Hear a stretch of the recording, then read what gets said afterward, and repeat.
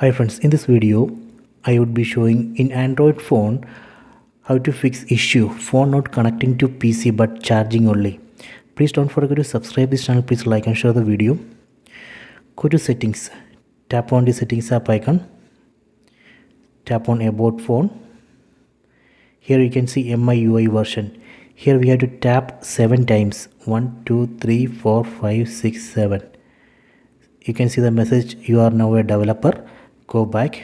Now under settings, go down, select additional settings.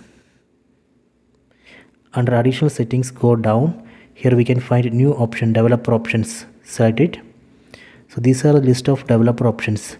From this list, go down. Here we can see USB debugging. Let me enable USB debugging mode. Tap on this checkbox, then tap on OK. So this way we can enable USB debugging mode. Let me tap on OK. Done. So now I have enabled USB debugging mode. Then go down, find networking section. Under networking, select default USB configuration, and here we have to select, so here we have to select first option, file transfer.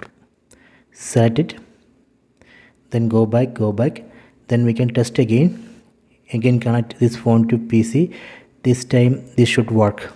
So this way we can fix issue phone not connecting to PC but charging only. So please check it.